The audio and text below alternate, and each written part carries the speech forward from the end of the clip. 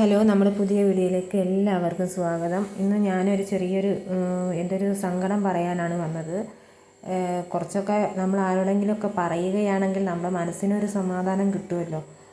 അപ്പോൾ ഞാൻ ഈ ചാനൽ തുടങ്ങിയിട്ട് ഇപ്പോൾ 8 ദിവസം ആവുന്നേ ഉള്ളൂ. ഇന്ന് ഓഗസ്റ്റ് 16.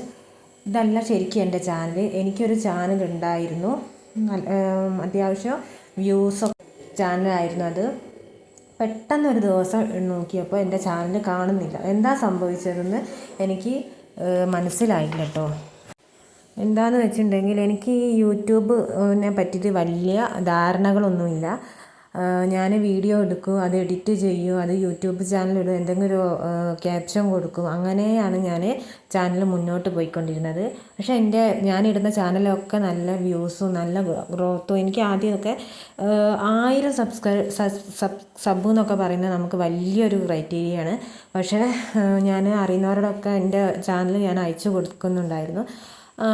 കുറച്ച് പേരൊക്കെ സബ് ചെയ്ത് അങ്ങനെ കുറച്ചൊക്കെ ഒരു 150 സബ് വരെ ആയി.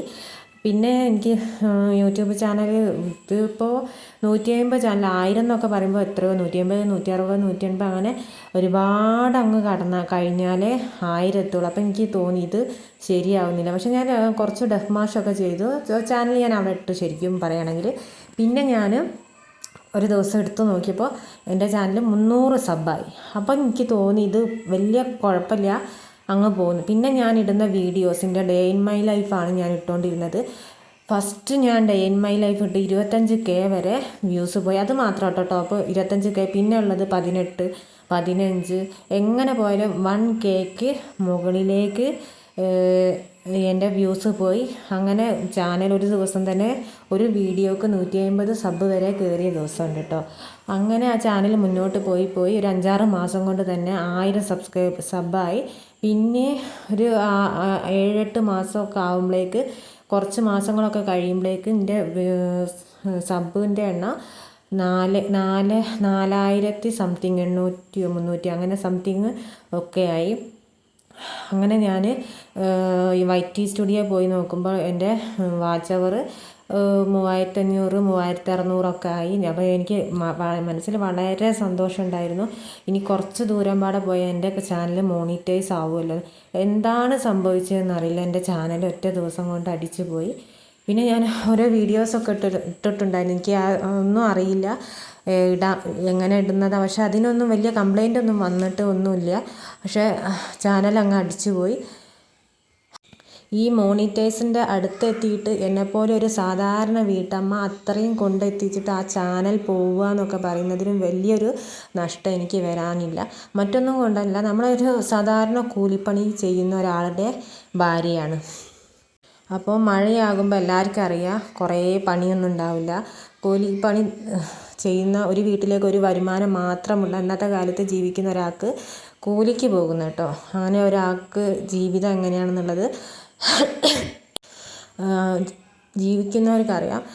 അങ്ങനെയുള്ള ഒരു ഇതിന്ന് നമ്മുടെ ഒരു എക്സ്ട്രാ വരുമാനം ഒരു 1000 രൂപയെങ്കിലും, അത് വലിയൊരു തുകയാണ്. ആ പൈസയെങ്കിലും നമുക്ക് കിട്ടിയ ഒരു കറണ്ട് ബില്ല് അടയ്ക്കാനോ മക്കൾക്ക് എന്തെങ്കിലും ഒന്ന് മേടിച്ച് കൊടുക്കാനോ സാധിക്കണം. അത്ര അതിൽ കൂടുതലൊന്നും ഞാൻ മോഹിച്ചിട്ടില്ല. അത് വിചാരിച്ച് മാത്രമാണ് ഞാൻ അത്രയും സന്തോഷം. ഞാൻ ഒരുപാട് മനക്കോട്ട കെട്ടി, എൻ്റെ മക്കൾക്ക് അത് മേടിക്കണം ഇത് മേടിക്കണം ഒക്കെ ഞാൻ മനക്കോട്ട കെട്ടി മനസ്സ് നിറച്ച് സന്തോഷമായിട്ട് നിന്നതാണ്. പെട്ടെന്നൊരു ദിവസം എൻ്റെ ചാനലിന് എന്താ പറ്റിയെന്ന് എനിക്കറിയില്ല. എടുത്ത് നോക്കിയപ്പോൾ ചാനൽ എറർന്ന് മാത്രമാണ് കാണിക്കുക. YT സ്റ്റുഡിയോയിൽ ഞാൻ കുറേ യൂട്യൂബിൽ സെർച്ച് ചെയ്ത് നോക്കി ഇതെന്താണ് സംഭവിച്ചതെന്ന് അറിയാൻ വേണ്ടിയിട്ട്.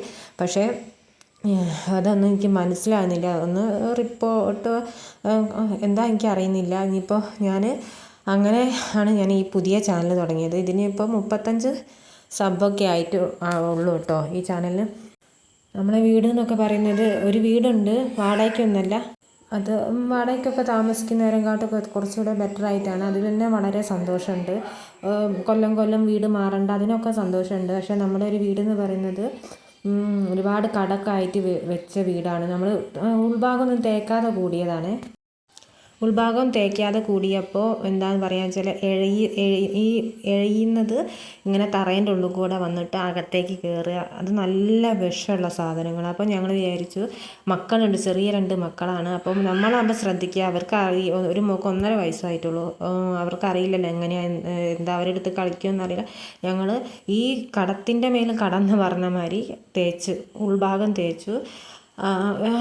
മക്കൾക്ക് ചെറിയ മോതിരം, പാലുടിക്ക് കിട്ടിയ മോതിരം, അത് ഞങ്ങൾ വിറ്റിട്ട്, എന്താ വെച്ചാൽ നമുക്ക് പറ്റാത്തത് കൊണ്ടാണ് അതൊക്കെ വിറ്റിട്ട് ഞങ്ങൾ തേച്ചു. പിന്നെ തേച്ച് കഴിഞ്ഞപ്പോൾ ഒരു സമാധാനം വരില്ലല്ലോ. പക്ഷേ അത് നിലം ഷീറ്റായിരുന്നു ഇട്ടത്, ഫ്ലക്സ് അതിൻ്റെ ഉള്ളിൽ വന്ന് കിടക്കുക.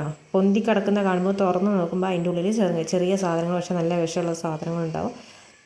അങ്ങനെ ഞങ്ങൾ വിചാരിച്ചു ഇങ്ങനെ വിട്ടാൽ ശരിയാവില്ലല്ലോ, മക്കളൊക്കെ ഉള്ളതല്ലേ വിചാരിച്ചു. നമ്മളിപ്പോൾ പൈസ നോക്കിയിട്ട് കാര്യമില്ല, അധ്വാനിക്കാൻ കഴിയുമ്പോൾ നമുക്ക് കുറേശ്ശെ എപ്പോഴെങ്കിലും വീട്ടാന്നുള്ളൊരു കണ്ടീഷനാണ്. അങ്ങനെ ഞങ്ങൾ വീട്ടിലെ അച്ഛനോടൊക്കെ സംസാരിച്ചപ്പോൾ അച്ഛൻ കുറച്ച് പൈസ ഞങ്ങൾക്ക് സംഘടിപ്പിച്ചെന്ന് നിലമൊക്കെ ടൈൽസ് ഇട്ടത് അങ്ങനെയാണ് കേട്ടോ. നിലം ടൈൽസിടാൻ ഞങ്ങൾക്ക് അധികം പൈസ ചിലവായില്ല. അത് അച്ഛനാണ് കടം മേടിച്ച്, അച്ഛൻ്റെ കൈമിലുള്ള പൈസയാണ് ഞങ്ങൾക്ക് തന്നത്. അങ്ങനെ ഞങ്ങൾക്ക് ഒരു സ്റ്റെപ്പ് പോലും നമുക്കൊരു വീട് പണി എടുക്കാനോ ഒരു കല്ല് പോലും അങ്ങോട്ടും ഇങ്ങോട്ടും എടുത്ത് വെക്കാനോ പറ്റാത്തൊരു സാഹചര്യമാണ്. ഞങ്ങളുടെ ജോലി അതാണ്. പിന്നെ ഇവർക്ക് 4-5 പെങ്ങന്മാരാണ്. ഏട്ടന് മൂത്തത് 3 പെങ്ങന്മാരാണ്. അവരെ പിന്നെ കാര്യങ്ങളൊക്കെ അച്ഛനാണ് നോക്കിയത്. ഇളയ 2 എത്രയായാലും പ്രാരാബ്ധമുള്ളൊരു ആൾക്കാരാണല്ലോ. അപ്പോൾ അവരുടെ കാര്യങ്ങളൊക്കെ ഒരുവിധം കഴിയണം. ഒരുപാടൊന്നും അവരെ കൊണ്ട് ചെയ്യാൻ കഴിഞ്ഞിട്ടില്ലെങ്കിൽ തുച്ഛമായ വരുമാനത്തിൽ കുറച്ചെന്തെങ്കിലുമൊക്കെ ചെയ്താലും നമുക്കതൊരു പ്രാരാബ്ധം തന്നെയാണ്. അങ്ങനെയുള്ള ഒരാൾക്ക് എന്ന് പറയുന്നതാണെങ്കിൽ മുന്നോട്ടേക്ക് എന്നുള്ള വീട് പണി അങ്ങനെയുള്ളതൊക്കെ നമ്മൾ അവിടെ സ്റ്റക്കായി കിടക്കും, മുന്നോട്ട് പോകില്ല.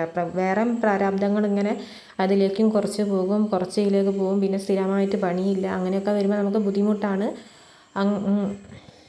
നമുക്ക് വീട് പണിയൊന്നും മുന്നോട്ട് പോവില്ല. ഇങ്ങനെയൊക്കെയുള്ളൊരു സാഹചര്യത്തിൽ ഇതൊരു വരുമാനമായി ഉണ്ടാവും എന്ന് കരുതിയിട്ടാണ് നമ്മൾ ഈ യൂട്യൂബ് ചാനൽ സ്റ്റാർട്ട് ചെയ്തത്. സ്റ്റാർട്ട് ചെയ്യുമ്പോൾ ഒട്ടും പ്രതീക്ഷയില്ലാതെ മുന്നോട്ട് പോയതും പെട്ടെന്ന് തന്നെ ഇങ്ങനെ വളർന്ന് ഇത്രയായതും ഇങ്ങനെ ഡൗൺ ആയതും ഒക്കെ. ഇപ്പം ഞാൻ പുതിയൊരു യൂട്യൂബ് ചാനൽ തുടങ്ങിയിട്ടുണ്ട്.